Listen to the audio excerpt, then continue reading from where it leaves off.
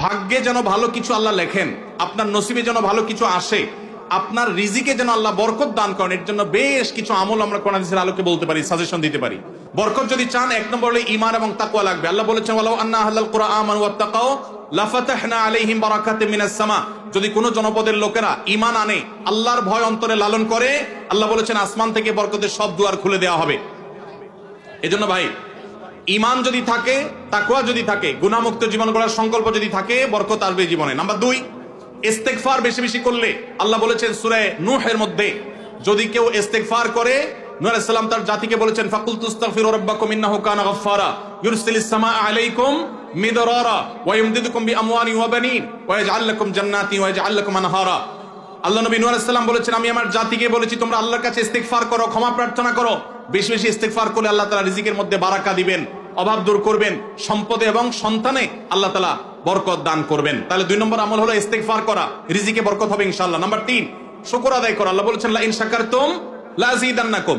আপনি কোনো কিছু পেয়েছেন, আলহামদুলিল্লাহ বলেন, যা পাইছেন শুকর আদায় করেন, আল্লাহ নিয়ামত বাড়ায় দিবেন। নাম্বার 4, দান সাদাকা করা। আল্লাহ তাআলা বলেছেন ইয়ামহাকুল্লাহুর রিবা ওয়া ইউরবিস সাদাকাত। আল্লাহ সুদকে ধ্বংস করবেন, তবে সাদাকা এবং দান এটাকে আল্লাহ তাআলা বাড়িয়ে দিবেন। এই জন্য কেউ যদি দান করে, আল্লাহ তাআলা তাকে কি দেন? বরকত দান করেন তার রিজিকে। তারপরে 5 নম্বর হলো আত্মীয়তার সম্পর্ক রক্ষা করা। নবীজি সাল্লাল্লাহু আলাইহি ওয়াসাল্লাম বলেছেন মান সাল্লাহু আন ইউবসাতা লাহু ফি রিজকিহি আও ইউনসালাহু ফি আথারিহি ফালিয়াসিল রাহিমা।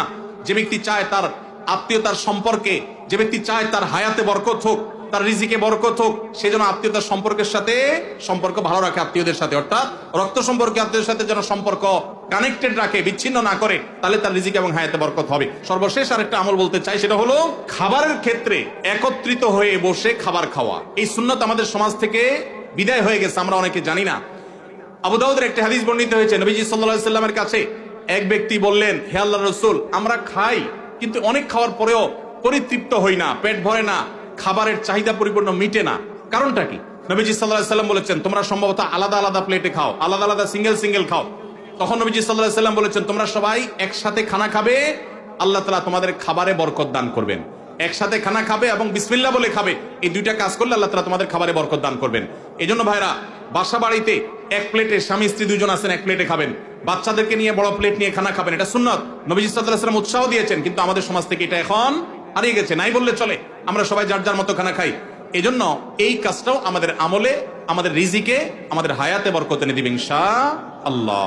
মসজিদের রেগুলার ইমাম সাহেব থাকা সত্ত্বেও তারাবির জন্য অন্য কোনো ইমাম আনা জায়েজ আছে কিনা? আনা যাবে, কোনো অসুবিধা নাই। এই প্রশ্ন সব বোধহয় ইমাম সাহেবরা বাউ করে দিচ্ছে, সব তাদের স্বার্থের প্রশ্ন। ইমাম সাহেবরা দেয় নাই? তাহলে মুফতাদের ইমাম সাহেবকে মহব্বত করেন, টাকা দিবেন না, কিন্তু ইমাম সাহেবের পক্ষে প্রশ্ন করবেন। মাশাআল্লাহ, এটা কেমন মহব্বত হইল? যাই হোক ভাই, ইমাম সাহেব যদি ভালো হাফেজ না হন, তেলাওয়াতের সৌন্দর্য আহামরি না থাকে, বাহির থেকে হাফেজ নিয়ে আসলে কোনো অসুবিধা নেই। এটা কোনো কথা না যে ইমাম সাহেবের পিছনেই নামাজ পড়া জরুরি। তবে হ্যাঁ, কোনো যৌক্তিক কারণ ছাড়া অনেক এলাকাতে আছে কমিটির সাথে ইমাম সাহেবের ভালো সম্পর্ক নাই, শত্রুতা করে এখন বাইরে থেকে লোক হায়ার করে আনে। এটা অন্যায় কথা, এটা জুলুম। যার পিছনে নামাজ পড়বেন তার প্রতি আপনার যদি এতটুকু শ্রদ্ধাবোধ না থাকে, তাহলে অবশ্যই সেটা অনুচিত কাজ, সেটা গর্হিত কাজ। এজন্য এটা করা জায়েজ হবে না। সুদে টাকা লাগায় এমন ব্যক্তি সমাজে বিচার করে, তার বিধান কি? সুদে টাকা লাগায় এইরকম আসামি থাকলে তার নিজেরই তো বিচার করা উচিত। সে আবার কিসের বিচার করবে? মুসলমানদের সমাজে হারামখোররা কখনো বিচারকের আসনে বসতে পারা উচিত না। মুসলমানদের উচিত এগুলোকে সতর্ক করা, এগুলোর ব্যাপারে সতর্ক থাকা। আল্লাহ আমাদেরকে তৌফিক দান করুন। যে সমস্ত মানুষ হারামের সাথে খুল্লম খোলা সম্পর্ক, মুসলমানদের সমাজে কিভাবে তাদেরকে বিচারক হিসেবে ডাকেন? আর ভালো মানুষের কি অভাব পড়ছে এলাকায়? সুদখোর ছাড়া ভালো মানুষ কি নাই এলাকায়? তাহলে কেন সুদখোরকে দিয়ে বিচার করতে হবে? যে আল্লাহর ভয় যার মধ্যে নাই, সে কিভাবে ন্যায়সঙ্গত ভাবে বিচার করবে? কিভাবে আশা করা যায়? আল্লাহ আমাদের ভাইদেরকে সবাইকে হেদায়েত দান করুন। যারা সুদের কারবারে জড়িয়ে আছেন, আল্লাহর ভয়ে হারাম থেকে সরে আসুন। আমি একজন প্রাইমারি স্কুলের শিক্ষক। সকাল 9টা থেকে 4টা পর্যন্ত আমার কর্মঘণ্টা, 4:15 পর্যন্ত আমার কর্মঘণ্টা। 5 বছর বয়সী বাচ্চা থেকে শুরু করে 12 বছরের শিক্ষার্থী পড়ে। প্রতিটা ক্লাসের সময়কাল 40 মিনিট। সকালে 3-4টা ক্লাস নিলে শরীর আর চলে না। পরবর্তী ক্লাসগুলো শুরুর ক্লাসের মতো মনোযোগ দিতে পারি না। তাতে কি আমার বেতনের টাকার কোনো প্রবলেম হবে? শত শত কোমলমতি শিক্ষার্থী সামলানো অনেক কষ্টকর হয়। ভাইরা আমার, আল্লাহ কোরআনে বলেছেন লা ইউকাল্লিফুল্লাহু নাফসান ইল্লা উসআহা। সাধ্যের বাইরে কোনো কিছু করতে আল্লাহ আমাদেরকে বাধ্য করেন নাই। এজন্য আমাদের উচিত হবে যে আমরা যারা চাকরি করব, যতক্ষণ সাধ্য থাকে ততক্ষণ আমরা মনোযোগ দিয়ে কাজ করব। আমার এনার্জি আর কুলাচ্ছে না। আগে প্রথম আইসা যেরকম করতে পারছি সকালের দিকে, দুপুরের পরে শরীরে এনার্জি একটু কমে যাবে, এটা স্বাভাবিক। এর কারণে ইনশাল্লাহ আপনি আল্লাহর কাছে পাকড়াও শিকার হবেন না। যদি আপনি ইচ্ছাকৃত গাফিলতি করেন, মোবাইল টিপাটিপি করে সময় নষ্ট করেন, বাচ্চাদের ক্লাসে দেরিতে যান, তাহলে সেজন্য আল্লাহর কাছে জব দিয়ে করা লাগবে। কিন্তু আপনার এনার্জি কমে গেছে, প্রথম ক্লাসের মতো মনোযোগ আর ধরে রাখতে পারছেন না, এর কারণে আপনি গুনাহগার হবেন না। আলহামদুলিল্লাহ, এরকম শুদ্ধ সুস্থ চিন্তা করার মানুষ যে আছে, বান্দার হক সম্পর্কে এতটা সচেতন মানুষ আছে, এটাই তো একটা সমাজের জন্য আনন্দের বিষয়। আলহামদুলিল্লাহ, সন্দেহাতীত ভাবে এটা একটা সুখের সংবাদ যে একজন ভাই চাকরি করে, স্কুলে চাকরি করে তার ঠিকঠাক মতো বেতনটা হালাল হচ্ছে কিনা, তার মনোযোগ কমে যাচ্ছে, সেজন্য আল্লাহর কাছে দায়ী থাকবেন কিনা, এই যে চিন্তা মনে আসছে, এটাকেই বলে ইমানি চেতনা। এই ইমানি চেতনাই তো আমাদেরকে ভালো মানুষের দিকে নিয়ে যায়। আল্লাহ আমাদের এই ভাইকে আরো বেশি ইমান আমল বানানোর তৌফিক দান করুন। সর্বশেষ প্রশ্ন, আইডি কার্ড ও পাসপোর্ট বানানোর কাজ করা হালাল নাকি হারাম? আইডি কার্ড বা পাসপোর্টের কাজ, অর্থাৎ কারোর আইডি কার্ড পাসপোর্ট লাগবে, সেটার জন্য কাগজপত্র রেডি করলেন, অনলাইনে ফর্ম ফিল আপ করে দিলেন, এসব কাজ করে আপনি ফি নিলেন, এটা জায়েজ আছে।